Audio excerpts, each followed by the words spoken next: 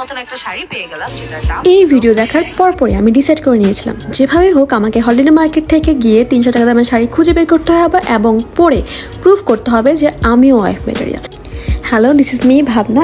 তো আমি পরের শুক্রবারে চলে গিয়েছিলাম মতিঝিল হলিডে মার্কেটে, যেটা মতিঝিল আইডিয়াল স্কুলের সামনে। সকাল 8টা থেকে রাত 8টা পর্যন্ত মোস্ট প্রবাবলি খোলা থাকে। তো এটা আমার প্রথমবার যাওয়া। বিশাল একটা এরিয়া নিয়ে আসলে মেলাটা হয়, মেলাটা বসে। তো এখানে আসলে হোম ডেকোরের জিনিসই বেশি ছিল আর মেয়েদের জিনিস বেশি ছিল।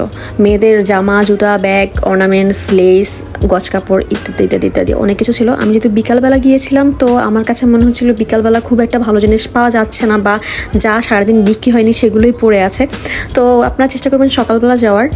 আমার কাছে না খুব একটা জিনিসপত্র খুব ভালো লাগেনি বা আহামরি মনে হয়নি। সব কিছু কেমন একটু কুচকানো বা বাঁকানো, কেমন জানি রিউজ মনে হচ্ছিল কিছু কিছু, আবার কিছু কিছু ডিফেক্টেডও ছিল। যেহেতু আপনি চিপ রেটে খুঁজতেছেন, অবশ্যই এখানে হাই কোয়ালিটির জিনিস পাবেন না।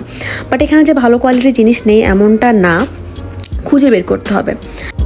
আমি ওইভাবে কোনো প্ল্যান করে যাইনি যে আমি এটা কিনবো বা ওটা কিনবো। আমি আসলে ঠিক করে নিয়েছিলাম যদি আমার কোনো কিছু ভালো লাগে তাহলে আমি কিনবো। মেনলি আমি শাড়ি চাচ্ছিলাম যে শাড়ি আসলে কি এই প্রাইসে পাওয়া যাচ্ছে কি না। তো আমি শাড়ির দোকান খুব কম পেয়েছি যদিও, আর শাড়ির দোকানের সামনে অনেক অনেক ভিড় ছিল, এজন্য তাদের ডিমান্ডও অনেক বেশি ছিল। জুতার প্রাইস আমি জিজ্ঞেস করি যেহেতু আমি জুতা নিব না। আর এখানে ব্যাগের প্রাইস স্টার্ট হয়েছিল মোস্ট প্রবাবলি 500-600 এরকম থেকে, এর নিচেও ছিল।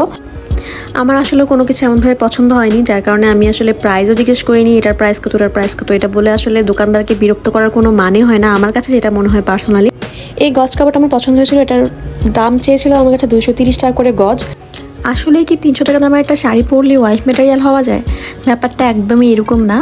আমার কাছে মনে হয় ওয়াইফ ম্যাটেরিয়াল বা হাজব্যান্ড ম্যাটেরিয়াল এই জিনিসগুলো অনেকগুলো জিনিসের উপর বেস করে হয়। যে কোনো একটা স্পেসিফিক জিনিস দিয়ে আমরা এটাকে জাজ করতে পারি না।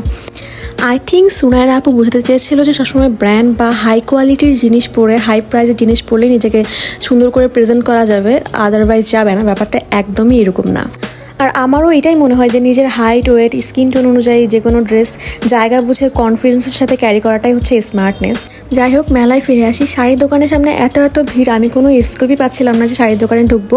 এরপর ফাইনালি আমি একটা শাড়ির দোকানে যাই। দেওয়ার পরে আমার এখানে শাড়ি দেখতেছিলাম, বাট ট্রাস্ট মি আমার একটা শাড়িও পছন্দ হয়নি। এরপর আমি আরেকটা শাড়ির দোকানে গেলাম। লিটারেলি ধাক্কা ধাক্কি যুদ্ধ করে ওইখানে যাওয়া লাগছে। তো যাওয়ার পরে এখানে আমার কয়েকটা শাড়ি ভালো লাগছে। ভালো লাগার পরে আমি একটা শাড়ি দেখতেছিলাম যে এটা আমি নিব যদি প্রাইস ঠিক মতন হয়। এরপরে প্রাইস জিজ্ঞেস করলাম। প্রাইস জিজ্ঞেস করার পর আমি জাস্ট আকাশ থেকে পড়লাম যে আমার এক্সপেকটেশন ছিল আমি 300 বা 400 টাকার মধ্যে একটা শাড়ি হয়তো পেয়ে যাব, বাট প্রাইস ছিল কত বলেন তো? 1500 টাকা। লাইক সিরিয়াসলি, যদি 1500 টাকাই হয় তাহলে তো আমি মার্কেটে গিয়েই শাড়ি কিনতে পারি, আমি এখান থেকে কেন কিনবো? দাম পছন্দ কোনো কিছু মিলেনি, তাই খালি হাতেই মেলা থেকে ফিরে আসতে হলো।